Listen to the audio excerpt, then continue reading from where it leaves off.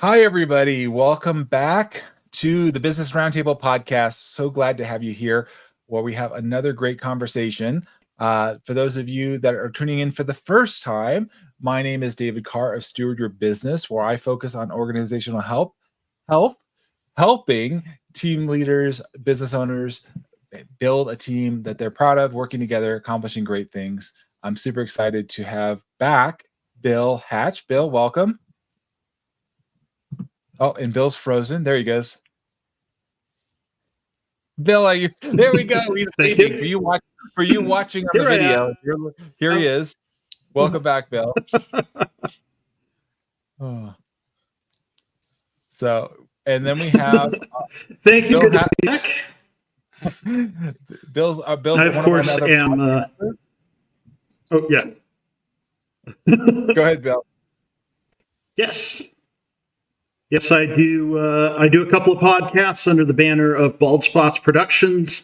I produce a roundtable show called Not Quite After Midnight that has a variety of guests, as opposed to a strictly business podcast.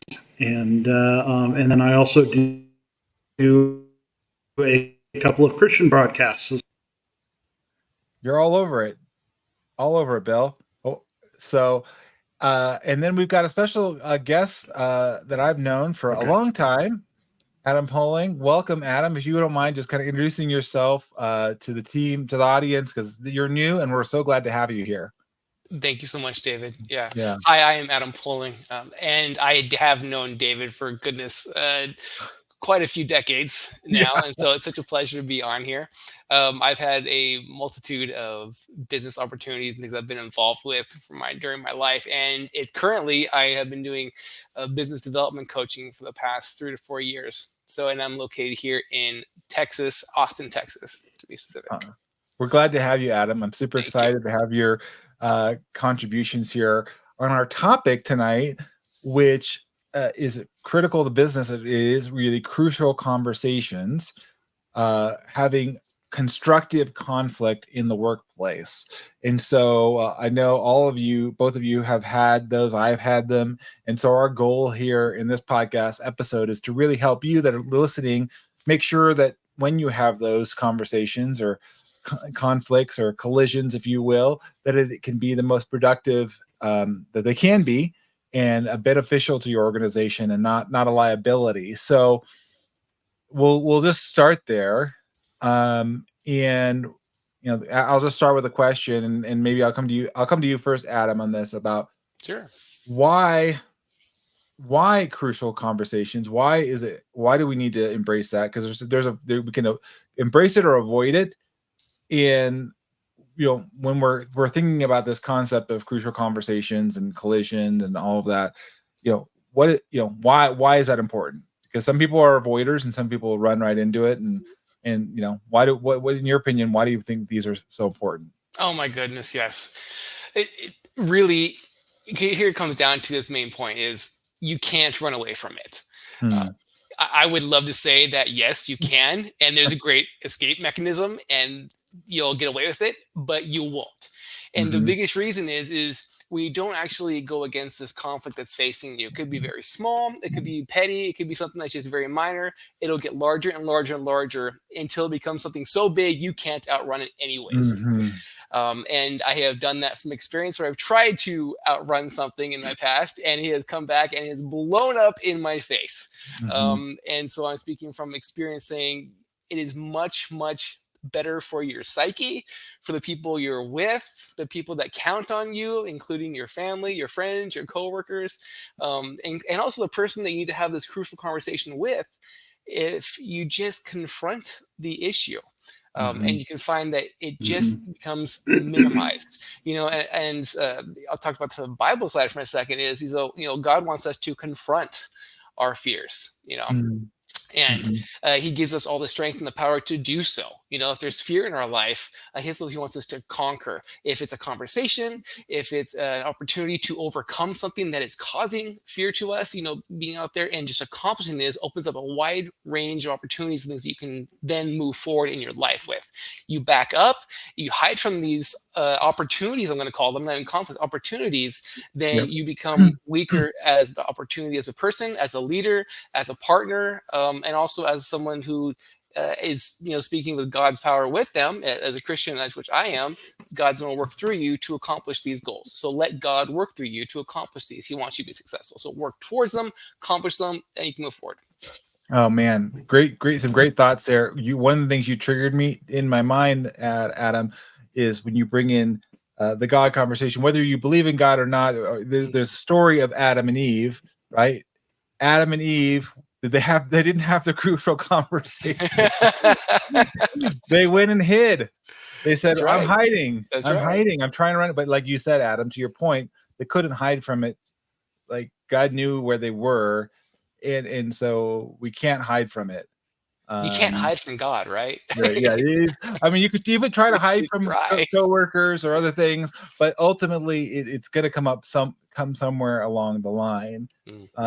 So Bill, for you, when you hear this conversation about colliding and collision and having these crucial conversations, what does that mean for you? Oh, let's see. All right, Bill, you're with us. Technical. See, and you thought Adam is in the tornado alley right now. It's you can see the flashing behind my window here. And we're gonna see if Bill doesn't. And Bill's in Missouri, so we got the central United States covered tonight. I'm here on the West Coast, where it's really nice and calm, thankfully. But if Bill comes back, we'll see if we get him. Bill, feel free to chime in once you hear us. Okay, I think I'm with you. There he's back. Can you see me now? We can see you. You're good. I'm back. Sorry about that. Yay! Okay. Something that Adam was saying reminded me of a story. There's a bunch of animals living in the forest, and a tiger comes along and asks if he can live in the forest with the animals. And the animals say, "Oh, it's fine. You can live here, no problem." And the sheep just kind of says, "Okay." And as time goes by, the tiger starts growling at the sheep and really making the sheep very uncomfortable until the sheep finally is so says, "Forget it. I'm leaving the forest." And she goes to the other animals and says, "Listen, I can't this tiger anymore. I'm leaving." And the other animals say, "Wait. Maybe we just need to promote some communication or do something about the tiger's attitude." And the sheep's just, no, I'm done. It's too late. And you can't. But the problem, if you try running from the problem or burying your head in the sand, then it's just the problem's going to get too big, and you're going to have that uncomfortable conversation sooner or later, and sooner the problem is smaller. So just suck it up and get it over with. Yeah. Right. Well, think about, I like that idea, Bill, what you said, start smaller and understanding these crucial conversations. They don't start off usually these big blow-ups. It's right. Mm-hmm. It's starting off small. Think of like a pinhole leak in a pipe or something. It's a little bit, it gets worse over time. It has more destruction the longer you let it go. Right. Yeah. Or the gap gets bigger and bigger, to your point, what you're saying, Adam. So I think it is important to recognize, be on the lookout for what constitutes a crucial conversation. Why is it essential to be able to identify when it's necessary to have that conversation? What's contributing? What are the elements that are kind of building up there.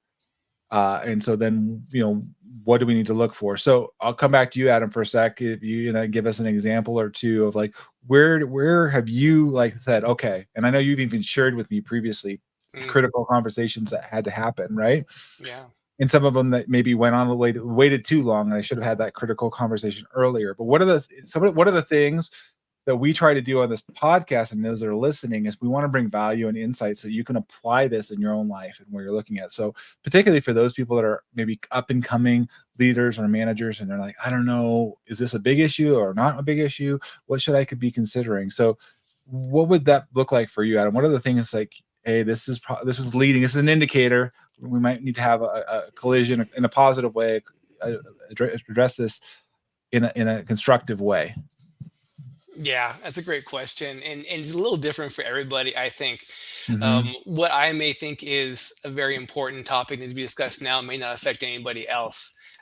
But as a leader, you really need to be able to take a look at the environment you're creating, the culture you're creating, and really making sure that everybody's on the same page. A good leader doesn't just drive the business, but they drive the culture and the business, right? Yep. And so when you're just looking at like this culture I'm trying to present here is maybe I want someplace that people can come, they can feel relaxed, and they have the ability to communicate with each other. They feel that they're welcome.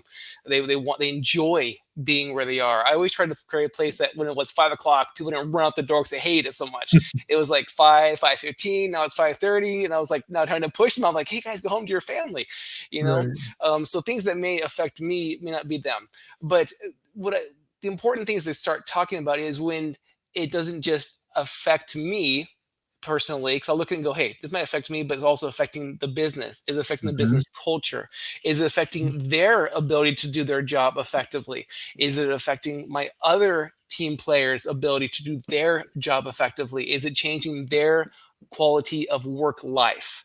And I like to always bring that into balance, because just because I am passionate and I want to get this job done by last week, and I just gave to it today. I'm really excited. I want this going, but you gotta be realistic. I try to bring this into mind and say, okay, what realistically should this conversation be about? Is it just me? Is it affecting everybody? And so I bring down these key areas and I look over them all and I kind of say, okay, taking into consideration here would a realistic leader, would a realistic manager in my position also have a similar kind of issue with what's going on here? Would anybody likewise want to accomplish the same kind of goal I'm trying to accomplish? If so, yes, great. I move forward and then I start addressing these, making a list. I always try to go prepared, right? You really want to have a defined list of what you're looking at before you're going to them with real life examples. Nothing worse than going in there and going, every day I see you, it's just not right, and it's like, and at first you're talking in absolutes and they're going to shoot you down immediately going, what do you mean every day? There's other days, you try to have real examples, hey, John, Susan, whoever, the past couple times I've seen you come in, you did such and such and such on this time, and I'd really like to be able to accomplish this, this, and this. Is there anything that's getting in your way? Is there anything that you'd like to discuss with me? Is there a reason why you can't achieve, or the reason why you're seeing this different balance and what we're trying to accomplish here? Do you have a different take on it that I'm not seeing? Share with me. Open up to me. How can I help you accomplish it at the end of the day? And that's made a big difference for me, and kind of just breaking down these few rules before jumping in deeper and really trying to attack anything too crazy. Because sometimes it's just like, what, actually, I've had the flu the past 3 days and I still came to work anyways. I'm like, oh my goodness, you still came into work. Thank you so much. You're doing amazing stuff for us, but please go home and get better.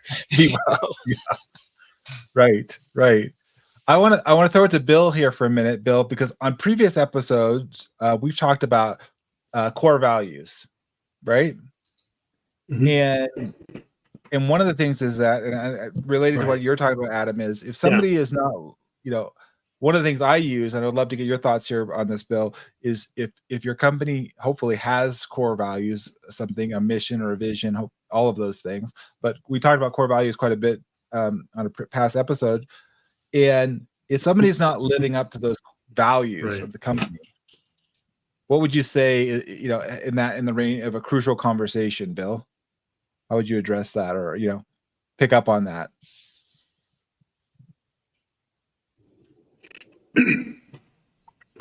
Well, the first thing to remember is that no one sees themselves as the villain of the story. And so you have to speak to them in a way that understands that. You know, the bad guy is not the bad guy in his or her own story. And, you know, so when you approach them about whatever issue it is someone else is having, you have to help them to understand the other position. And, you know, so empathy is definitely an important core value to be promoting in the light of that. You know, cut it off. You know, cut it off before it becomes a problem. And you know, by creating things in the environment like empathy, seeing failure as an opportunity for learning or improvement. We talked about that last week. If you missed the last episode, you missed a lot. But yes, like and subscribe. Yes, you know, exactly. you need to. Yep. Like and subscribe. That's right. So that's the big thing that I would say is that you need to go into this already prepared. Like yeah, like Adam was saying with you know, write down what it is you want to discuss. Have at least talking points over it as to the whys and wherefore and how somebody else could see the behavior as being unpleasant or worse. Yeah. And I liked how you started, Adam, earlier about, you know, looking at this. Is this a me problem or is this something bigger? And I like the model that's been talked about. Stephen Covey talks about the circle influence, or how do we start with ourselves and radiate out, right? So looking at that, and then in looking at that, we're looking at problems directly, indirectly, and things we don't have any control over, right? So if we could start with ourselves, that may just be a crucial conversation with ourselves, right? Those are the hard ones sometimes too. We better like collide with ourselves and be real, you know. Stop lying to ourselves. Realize what's going on, but then radiating out from that. You know, looking at, okay, what is that framework look like for having the conversation? I never like to have a gotcha conversation in any kind of this. And I was literally just talking to a client today because we were talking about like performance reviews, things like that, right? Where sometimes those were crucial conversations. However, I was telling her, and I advise anybody that's listening here, if your annual or, you know, performance review, let's just say it's annual, and you're having a crucial conversation, not that you can't have one there. My hope would be that you would have had conversations leading up to that, right? Like what you were saying, so that you're having, so it's not a surprise. It's not a gotcha. You're like, oh, I'm aware and I know what's going on. And again, like you were saying, Adam, if we catch this, or Bill, catching this earlier on, it doesn't need to get blown up. But the reality is paying attention. And I'll give you an example for me of different people raise up issues. And I had a conversation at one point with a gentleman I worked with, and he had said something to me it seemed to me in passing. I didn't realize the gravity of his comment and what he was bringing up to me at the time. And it should have been a crucial conversation. I didn't recognize it at the time. The way he presented it, I just didn't pick it up that way. He is a very calm, very, you know, there just wasn't a lot of emotion or anything tied to it. So I missed it. And then we had to learn a communication style to understand each other. So it's like knowing who you are and knowing your other team too. You talked about culture, Adam, earlier, of like, okay, maybe it isn't affecting me, but it's affecting this other person. And I do need to have that crucial conversation. So again, identifying that. What we ended up doing, we kind of laughed about it, but when he would talk with me, and because everything sounded the same to me when he talked, I just couldn't differentiate if this was like really, really important or is this low. So it's literally say, hey, David, my hair is on fire, because that was like our keyword. Now my hair is on fire. This is the issue. So I learned to adapt to be able to identify and recognize these issues.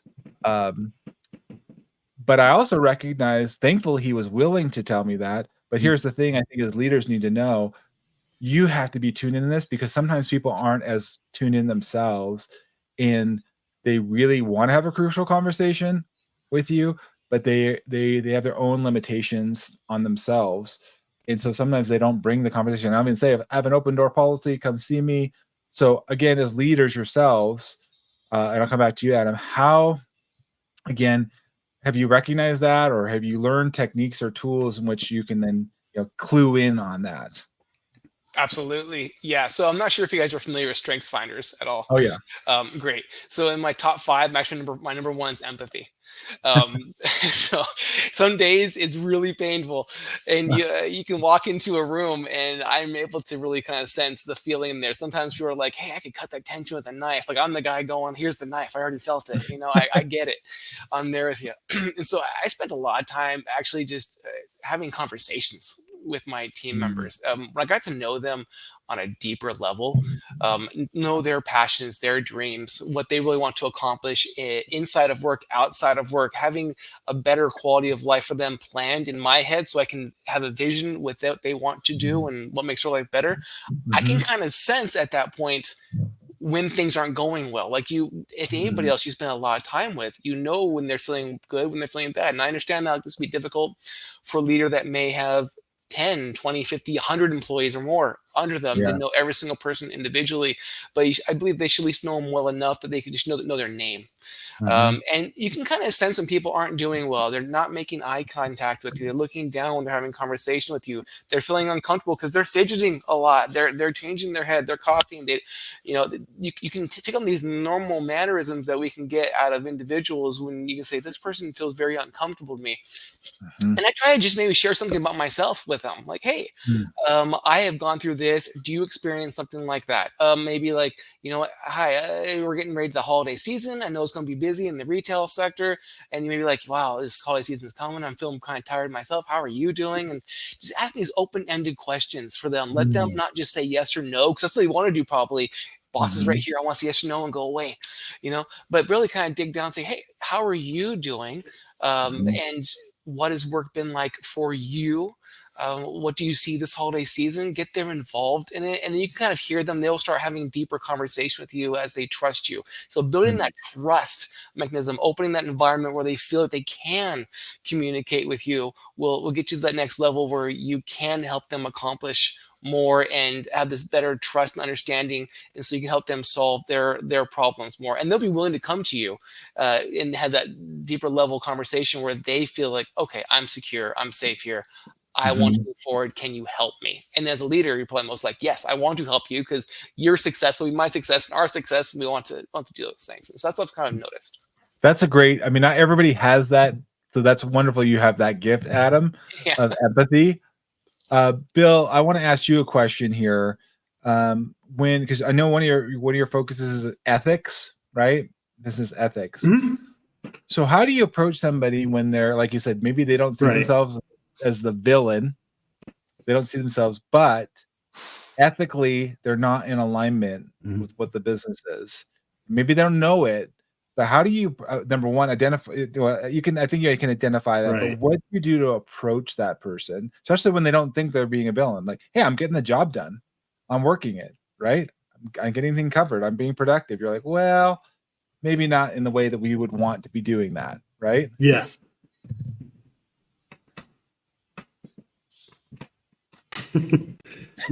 Yeah, that's a tough one, because if you haven't already set up the culture where such behaviors are discouraged, unwelcome, however you want to put it, however strongly you want to put it, then you're really starting from behind. You've got an uphill battle ahead of you, because like policy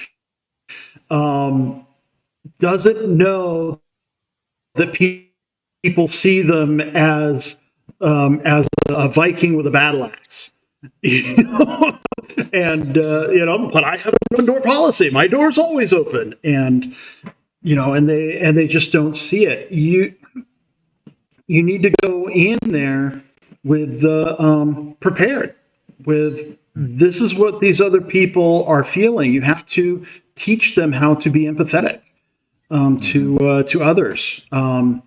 So and so is introverted. It's like we need you to understand how that feels when you come in to them like a bull in a china shop. Coming in, just running in, and it's like, hey, I'm really so excited about such and such.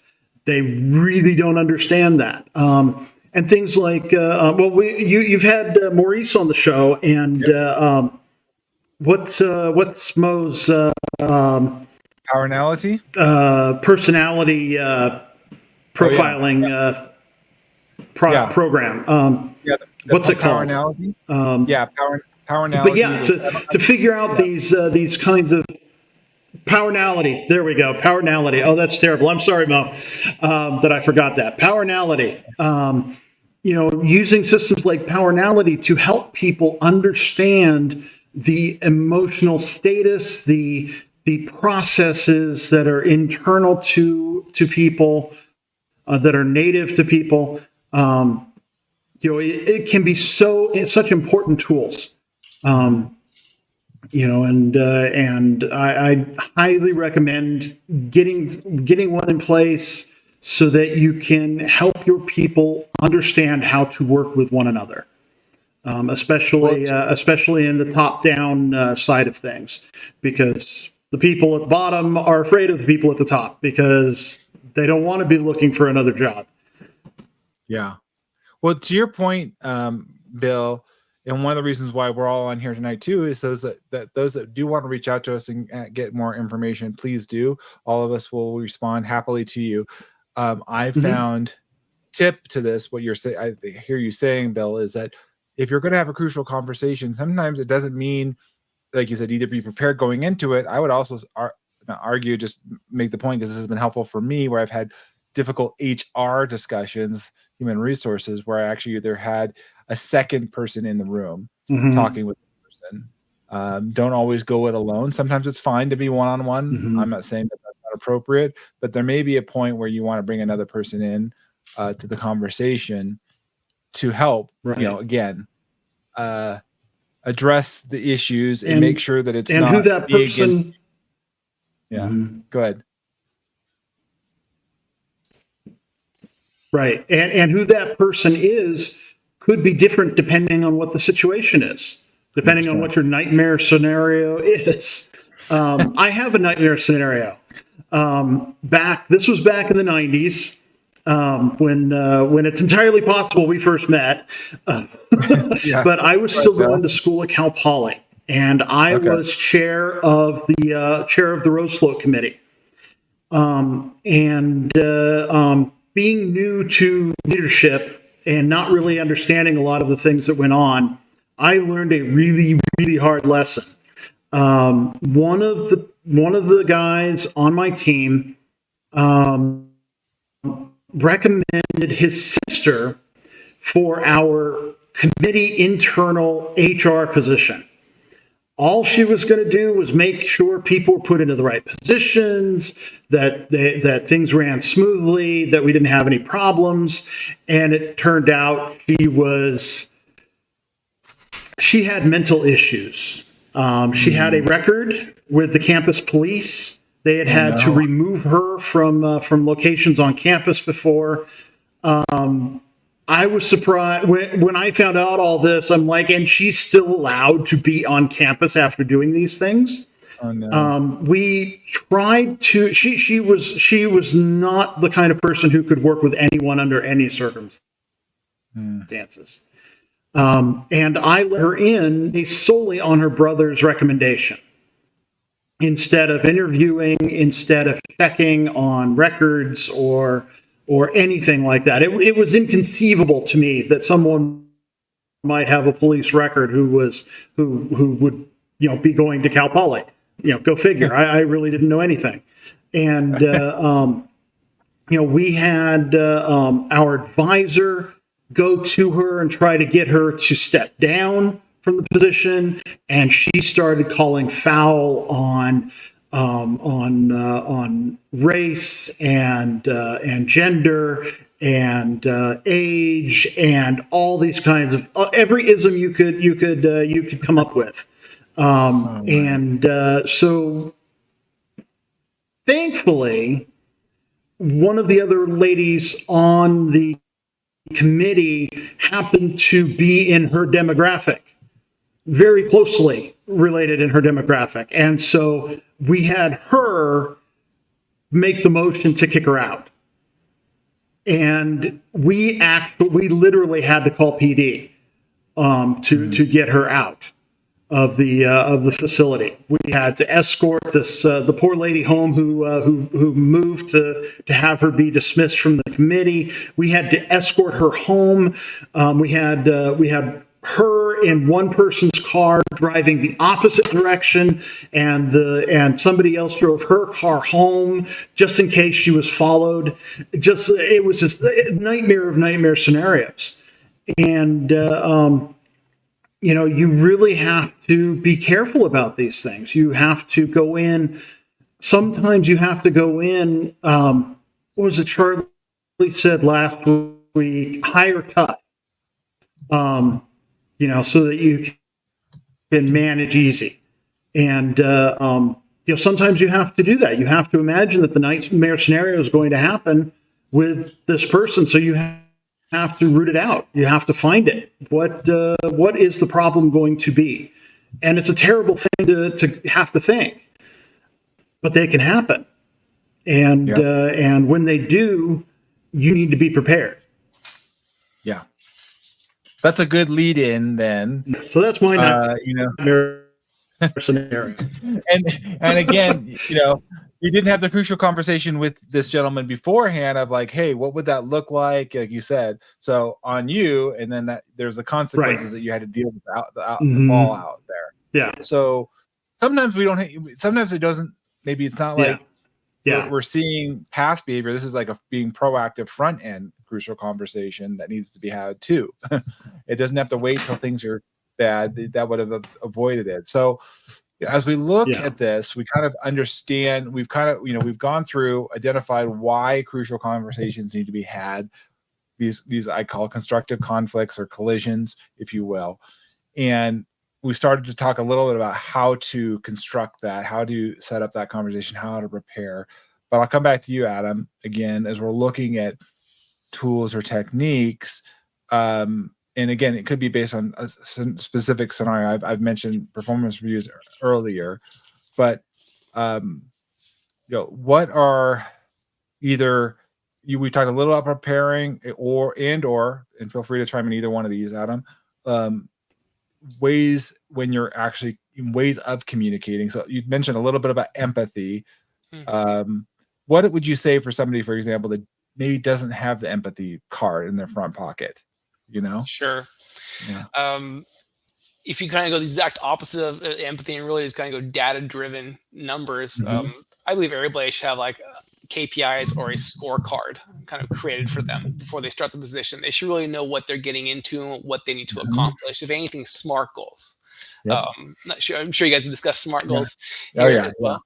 And so when you have these time-based measurable goals that they're sitting in front of and they understand what's being expected of them, along with hopefully processes and procedures, SOPs, and so they can understand fully what they should be accomplishing, the time frame and the goals involved with it.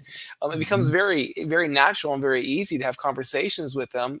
And what I like to use is actually something called a communication log.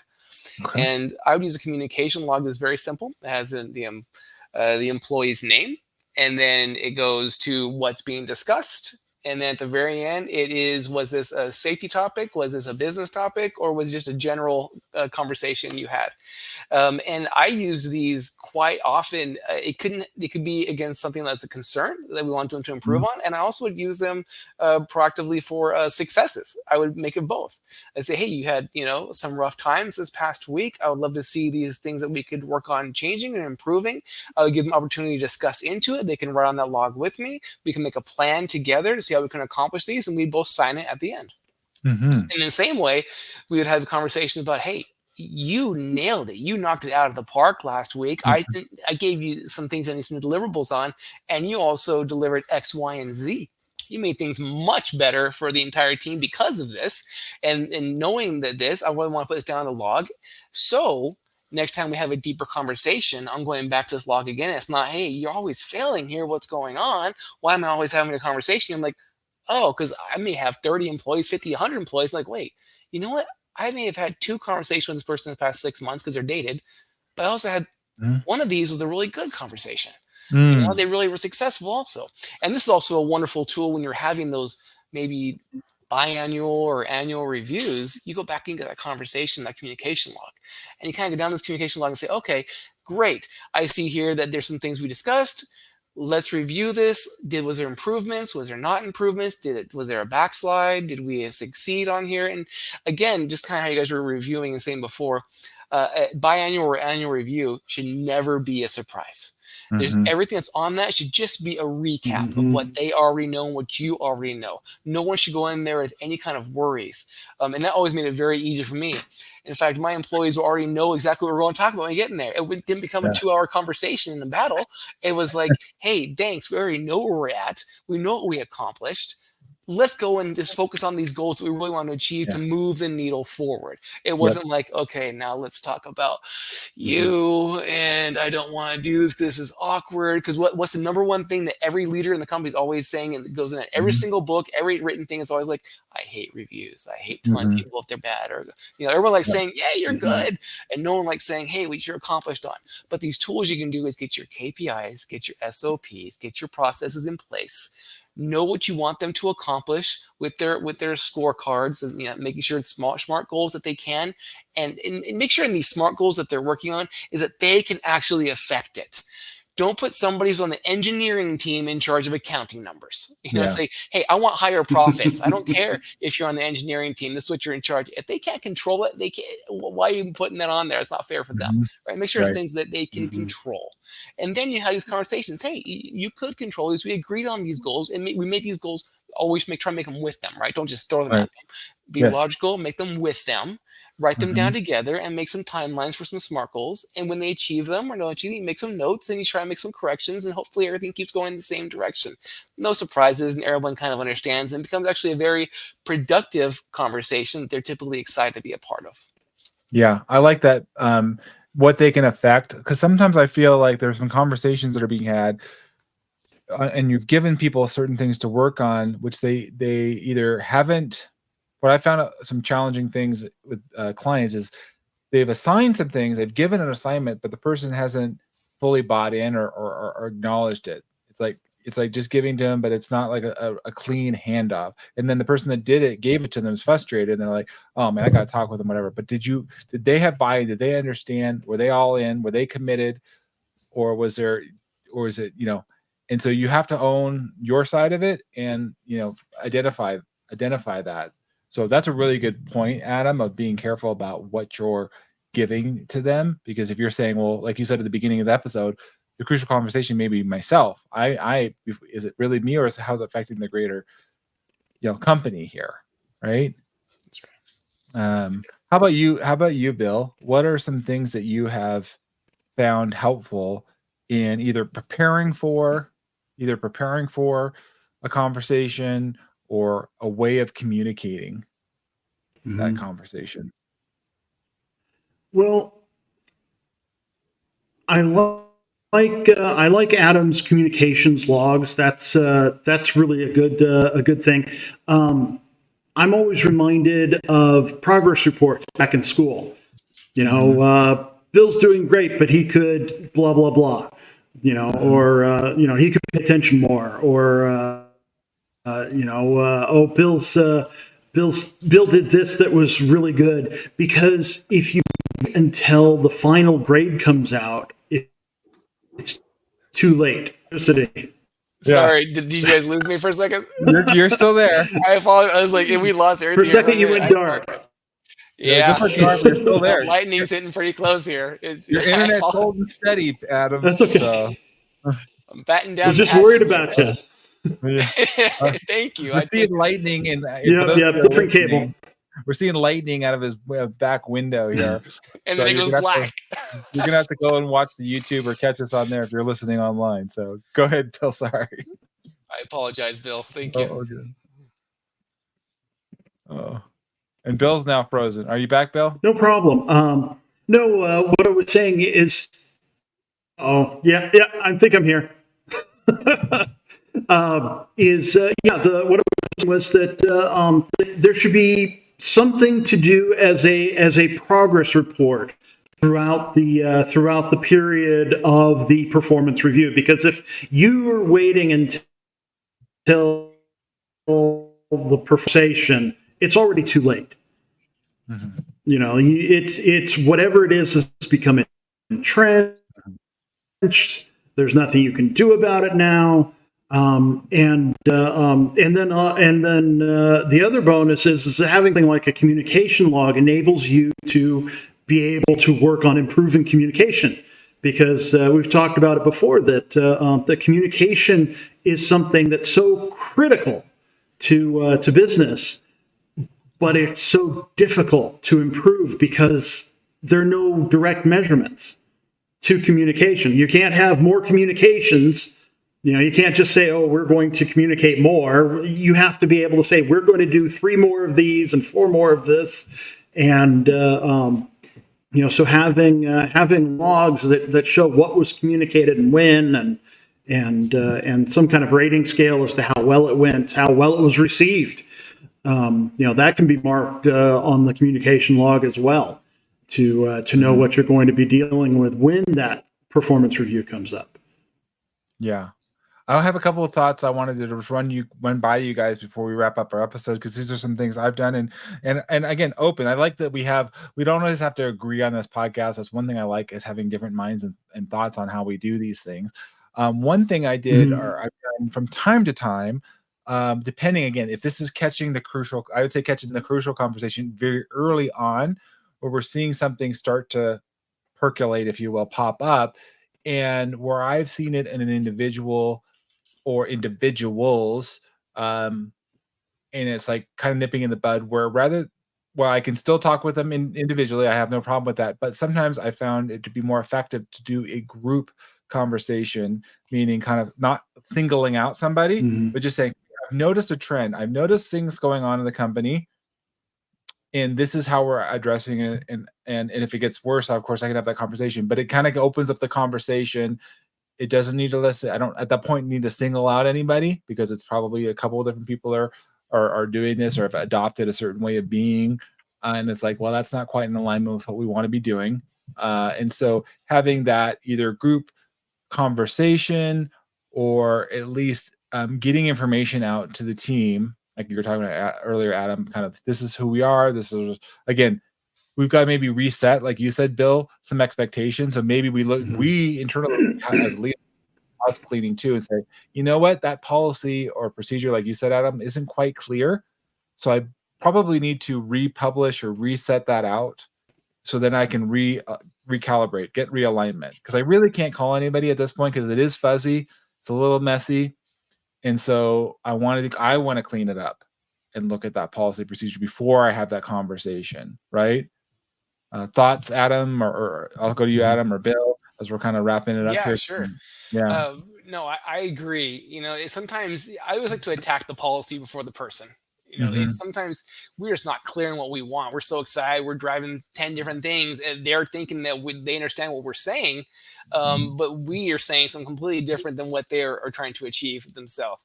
And so look at the policy, the procedure, making sure we're all on the same page first. If they have already read over it, we all agree on where we're going, what we're supposed to be doing, how we're trying to achieve it, and they're just not able to follow it, then it goes down to, does this policy procedure need to be adjusted? Is everyone having the same kind of problem that you are having?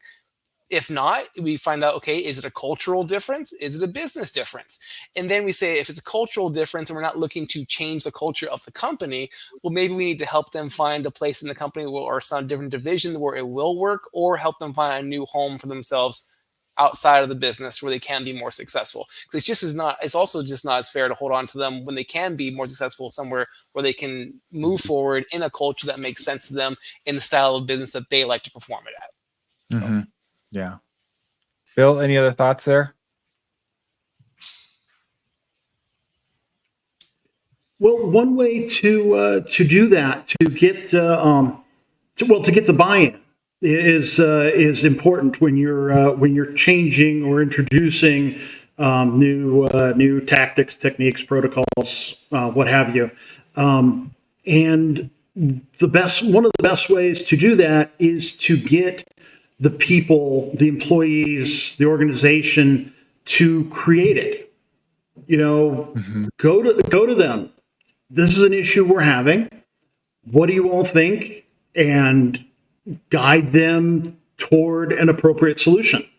That way they can say, in the future, when it's like when the problem comes up again, hey, we came up with this. We need to make this work. And it gives people a little pride and ownership.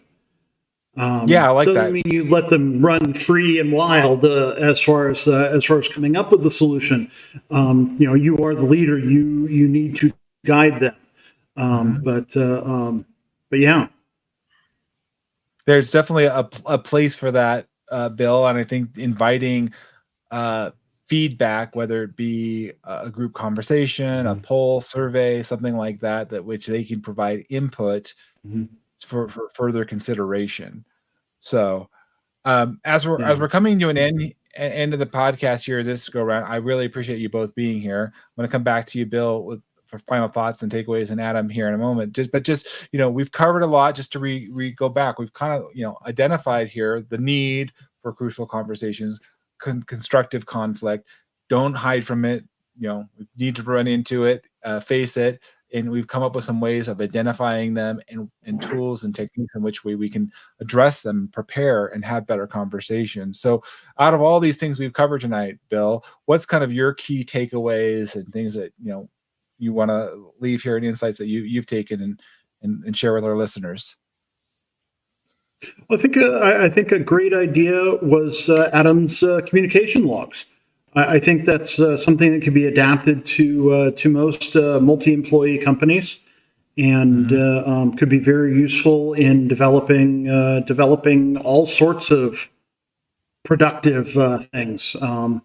Your SOPs, your TTPs, your KPIs, all of those great initial things, and a great way to build up to that all important performance review. Great, thanks, Bill. Adam, we're so glad to have you here. You've added a lot to the conversation. What are final thoughts and takeaways you have? The biggest one I can say is it's okay to be afraid, but it's even better to conquer those fears. Yes. And if the fear is just having those important conversations, welcome those conversations, welcome those fears. And then as you conquer them, they will no longer control you. And you'll find these conversations not just easier, but even more productive and sometimes fun to have these deeper conversations with your employees, because they will appreciate the fact that you are coming to them earnestly, giving them opportunity to also to improve, which will help them become better employees and hopefully better leaders as they're growing through your organization as well. Yeah. That's so powerful. Yeah. And we don't want to be living with fear, doubt, worry, anxiety. That is not a productive state of being. We'll have it. It's all part of our human condition. It's just a matter of let's face it and overcome that together. So I really appreciate those thoughts, Adam. I hope all of those that are listening and watching can take some of that with you tonight and incorporate that in your next conversation. Look for those and have those crucial conversations. And if you're struggling with this or something, you're like, well, I just not quite know how to do this, or I want more support, reach out to Adam, Bill, myself. We're happy to connect with you. Drop a comment in here. We do appreciate all of your feedback as you've listened in and share your insights. We always appreciate that. Like we said earlier, subscribe, all of those fun things. Follow us along. We're on YouTube and love to have you listen to us on any one of your favorite podcast platforms. So again, Adam and Bill, thank you so much for joining me back here on the Business Roundtable podcast. Thank you, David. Until next time, have a great evening. Thanks for having me again. You too.